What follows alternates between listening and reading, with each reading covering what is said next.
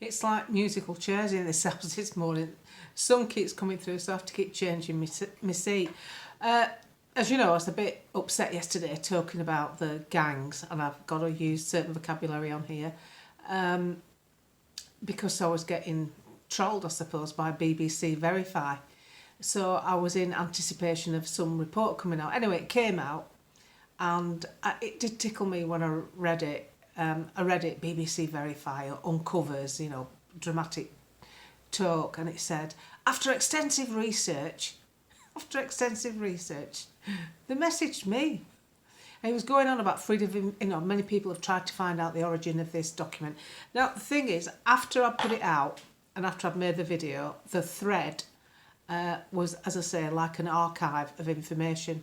And another one that came through was a 2018 tweet, I think, from Nazir, where he'd put the actual link up, as in www.archives.britisharchives.gov.uk, then a reference number. So I googled it, and it said this document doesn't exist.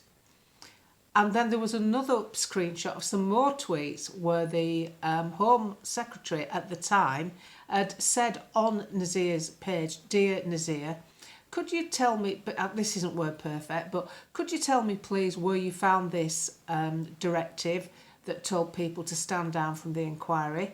And she categorically denies sending it herself. Fair play, that's what she says. I did not send this document, kind of thing.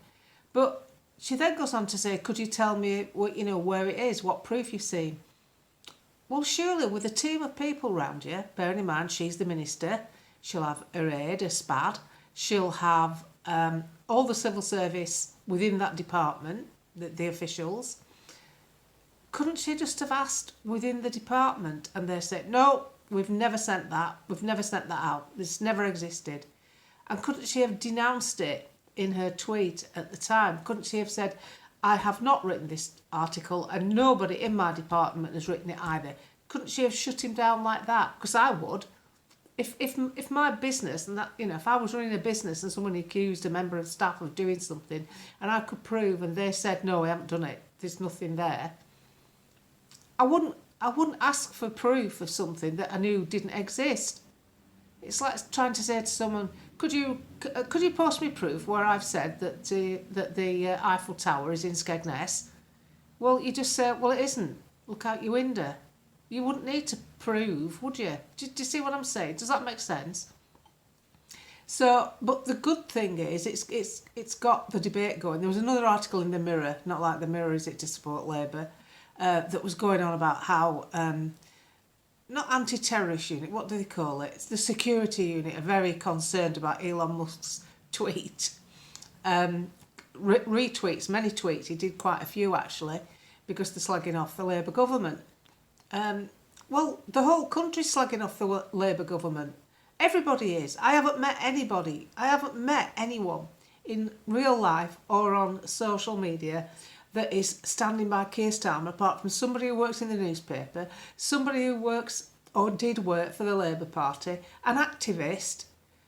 I haven't found any ordinary people who think what Keir Starmer's doing is good. And I had to laugh. I put it on Community Notes. Did you see it? What's she called? That bird. That Polly Toynbee. Did you see that article in Guardian? That headline. I've got to read it out. Polly Toynbee, she's minted. She's got a Ferrari. Ignore Musk. Ignore the critics. You'll feel the benefits of Labour's policies in your pocket before long. Polly Toynbee. So I screenshot it and put it on Twitter. And I put, Polly Nostradamus Toynbee gifts us with her insightful news. You couldn't make it up, could you? How can you say that with a straight face? You'll soon be feeling it in your pockets. The cost of living's through the roof. Fuel's through the roof. The taxing is more. The taxing business is more. Feel it in the pocket. I think he's got his hand in our bloody pocket as Keir Starmer and Rachel from accounts. Unbelievable. Anyway, this is just a quick one, just to bring you up to date on that. So, yes, they did do their article, BBC Verify. It was very boring and drawn out, and it was padded out. I don't think he did that much research. He rang Nazir, the guy that was a chief prosecutor at the time, which I do believe is a reliable source. He's backpedaling out the mud. Woo! They do, don't they? So the thing is, I pinned it to the top of my Twitter page. It's still there, and it's had, I think, 290,000 views, and BBC Verified 190,000 views when I last saw it. Who's the daddy? So, who are BBC Verify? Who set them up? Oh, here we are. We're the BBC. We'll verify fake news. Could you tell us how you're going on with saying that died within 28 days of a test? Especially when, you know, one bloke was on a motorbike, the other guy was dying of cancer. So it just doesn't make sense. And the tripe they put out during Brexit, Nissan's going to shut down. All the mainstream media did it. So they're going to police themselves. You can't police yourself, can you? You need an outside body. These quangos that got set up by Tony Blair, it's only to gain more control. So, anyway, the good news is he didn't slag me off. He just referenced me as one of the bloggers that got retweeted. So that'll do. And the Mirror article was a bit more sinister because it's inferring that they're keeping an eye on things. They're going to have to watch social media now. But this is also that they can put more controls in. It's not because they're really worried about it. Who's worried about somebody calling Keir Starmer? And anyway, I'll read you my... I did this before I went to bed last night. Don't worry, I wasn't drunk. I only had a shandy.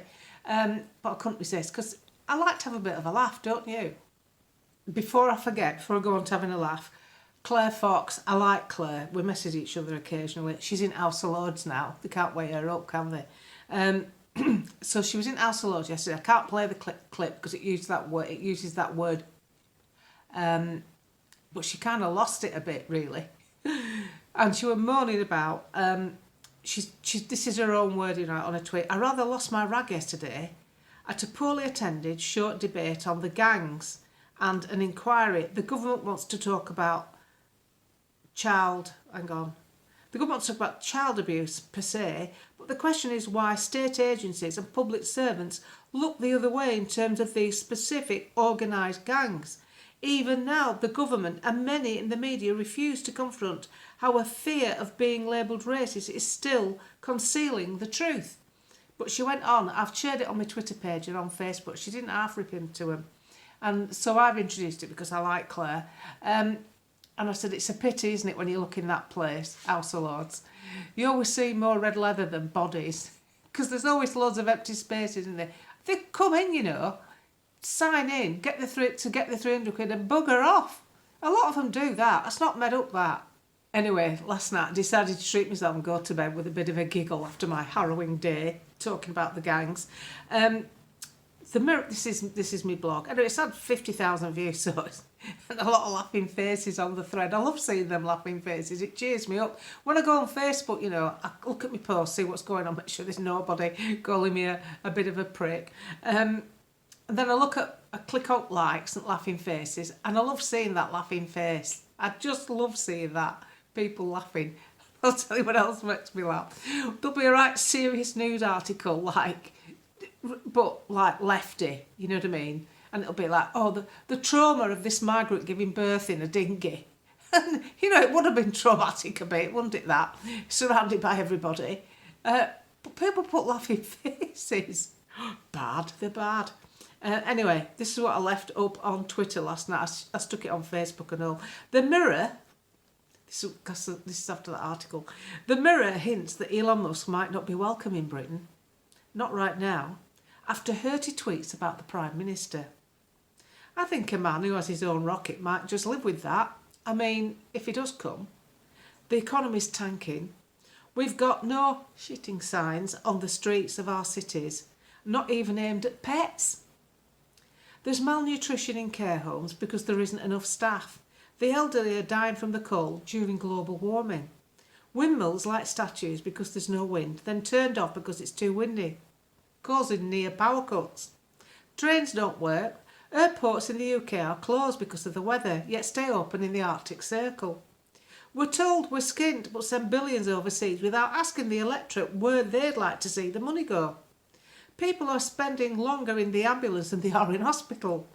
Tweets are policed, burglary isn't. Jails are packed, but 48% of the criminals can't speak English. The RNLI is now a migrant water taxi. Some Border Force employees can't speak English. OK, I think it was just one, but it shouldn't be any. We're paying farmers not to farm. More people are banged up for free speech violations than in Russia. Yeah. A British man called Nick Clegg got $10 million a year to block me on Facebook. Well, you know, OK, not just me, President Trump too. And Janice Bickerstaff from Wigan. And Tony Joake, that's not his real name, but he's a boring, and nonetheless, I was happy to see that block. Musk isn't welcome for allegedly interfering with British politics, but some just see it as calling a dick for brains a dick for brains. Many Labour activists went to America to interfere in their politics, but that's okay, because Keir sent them. A podcast called Joe Rogan worries Keir, aka Dick for Brains, more than the President of China, who has been gifted our manufacturing. Our foreign minister, with bad feet and even worse trainers, has openly slagged off the incoming president, and the safeguarding minister, Jess Phillips, has spent more time talking about her own safeguarding than she has talking about hundreds of thousands of working class girls who actually needed the safeguarding. I don't actually think a visit to the UK is on Elon's bucket list. Do you? I mean, when you just lay it out like that, it's just, we're bonkers, but we're getting there.